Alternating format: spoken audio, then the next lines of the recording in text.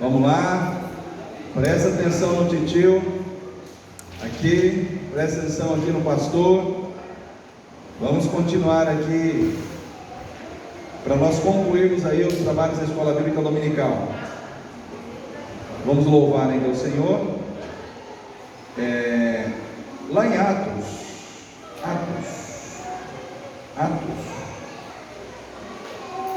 capítulo 20, versículo 19, diz assim: servindo ao Senhor com toda humildade e com muitas lágrimas e tentações, que pelas ciladas dos judeus me sobrevieram. Ainda o 18 diz assim: e logo que chegaram junto dele, disse-lhes: vós bem sabeis, desde o primeiro dia em que entrei na Ásia, como em todo esse tempo me portei no meio de vós. Queridos, três palavrinhas só: transparência, humildade e tentações. Transparência, humildade e tentações. Vitor, você se considera uma pessoa transparente? Você acha que é uma pessoa transparente? Carol, você é uma pessoa transparente? Até demais, né? Então a Carol falou com uma convicção de que ela realmente sabe perfeitamente o que é ser transparente, né? Transparente não é você ser um espírito que as pessoas veem através de você, né? De modo que... Mas ser transparente é uma pessoa que não esconde as coisas.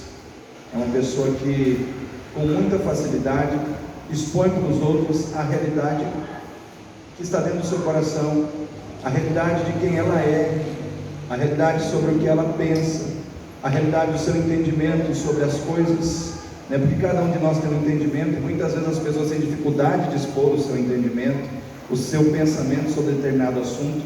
Tem gente que pensa: se eu for colocar isso aqui, vão brigar, vão isso, vão aquilo, e aí a pessoa às vezes deixa de ser transparente com aquilo que ela pensa, com aquilo que ela crê, porque ela tem medo de ser rejeitada, porque ela tem medo de entrar num conflito, né? Então, ser transparente, aí eu entro aqui no contexto daquilo que o apóstolo Paulo falou, é você não ter medo de revelar a todas as pessoas quem é você.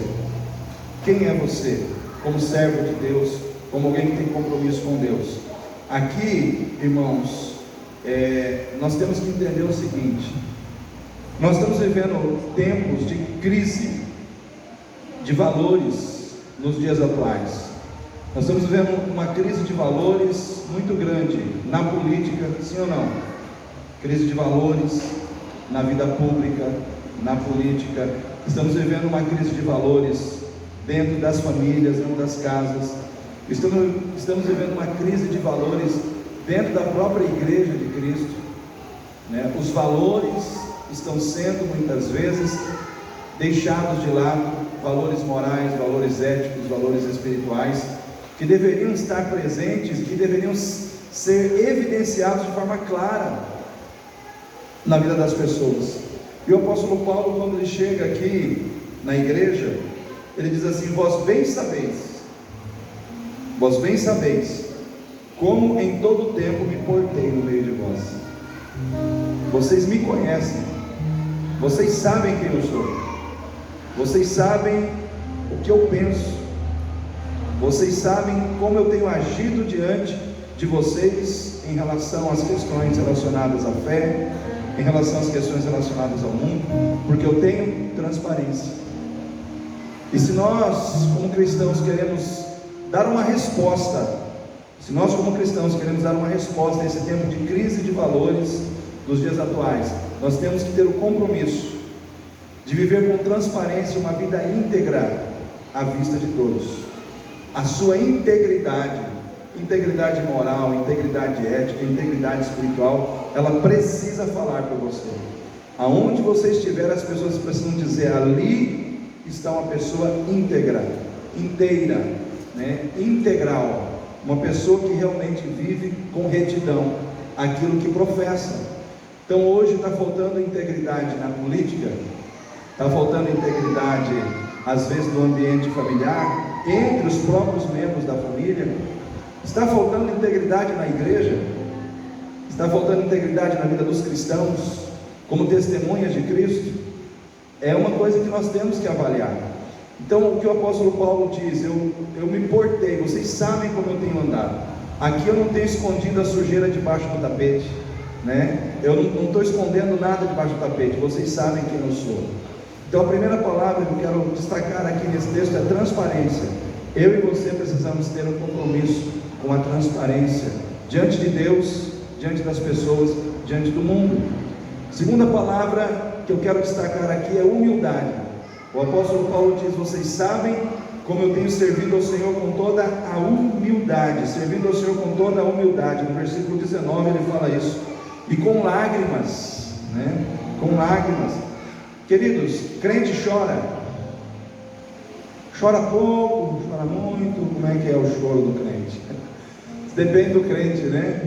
Tem crente que tem mais facilidade para chorar, principalmente se ele for palmeirense hoje, né? Ele vai chorar com mais facilidade hoje, depois de ontem, né? Brincadeira, viu, Vitor? E demais, acho que só tem um Vitor de palmeirense aqui hoje. Mas, queridos, a gente chora às vezes quando a gente é abandonado, a gente chora quando a gente se sente muitas vezes esquecido, a gente chora muitas vezes quando é ferido com palavras ou com atitudes, principalmente quando as palavras e as atitudes elas nos atingem proveniente de alguém que nós amamos. Quando as palavras e as atitudes que te machucam, te atingem, mas vem de alguém que, sei lá, não é muito próximo de você, é um efeito. Agora, quando vem de alguém que você considera demais, acaba o dia, né? E às vezes pingam umas lágrimas. Eu não esqueço de um filme, é antigo, mas eu gosto de filme que tem história, e eu gosto de filmes de épocas medievais. Quem já assistiu aqui Coração Valente, com Mel Gibson? Fui longe. Você já assistiu também, né? O cara, ele era um idealista, lutava pela liberdade da Escócia, e ele é um filme inspirador, né? E aí ele entra em várias batalhas, ele é incansável em lutar pelo ideal que ele tem. Só que chega um determinado momento em que ele está num campo de batalha, e lá naquele campo de batalha, ele e um outro cavaleiro acabam caindo do cavalo, acabam degladiando ali, e a hora que ele arranca o elmo, o capacete daquele cavaleiro, ele descobre que debaixo daquela armadura estava o seu melhor amigo. Eu não esqueço a imagem do rosto do Mel Gibson, que é o personagem principal. Ele fica sem forças, porque ele nunca lhe faltou forças para lutar, mas quando ele olha e vê a imagem daquela pessoa debaixo daquela armadura, ele perde as forças. E às vezes é assim com a gente, né? E o apóstolo Paulo, ele com certeza ele deve ter chorado, mas em todo o tempo ele aprendeu uma coisa: a humildade. Ele aprendeu a não se colocar acima de ninguém, ele aprendeu a não se achar melhor do que ninguém, né? E ele ensinou isso com muita propriedade. Você lê as cartas, você vai vendo ali nas palavras dele, né? Considere os outros superiores a si mesmo. Considere os outros superiores a si mesmo. Nada faça por contenda ou por vanglória, mas por humildade. Que nós possamos servir ao Senhor com humildade. E por fim, a palavra tentações. Tem tentações na vida do crente? Crente. Quem já se sentiu tentado a desistir de tudo? Parece que eu estou tendo revelações, né? Às vezes as nossas tentações não é cair no pecado. Às vezes tem crente que tem esse tipo de tentação, né? Eu sempre falo o seguinte: eu vim do mundão. Pequei bastante antes de me converter? Pequei. Só que quando eu me converti, tudo aquilo que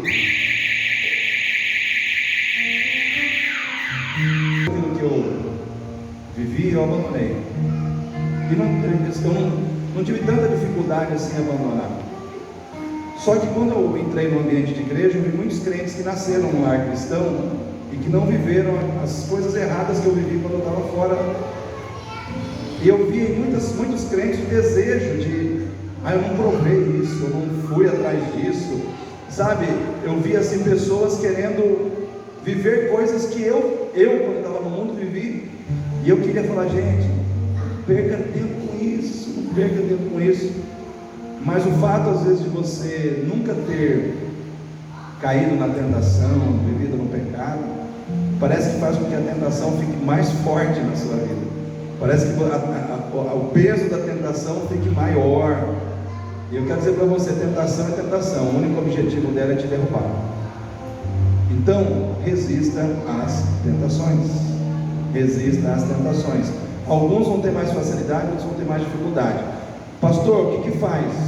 Quando você tem mais dificuldade, ore mais, busque mais, consagre-se mais. Às vezes a tentação tua é falar o que não deve. Então você tem que fazer um acordo com a sua boca diante de Deus e vigiar essa área com mais cuidado, né?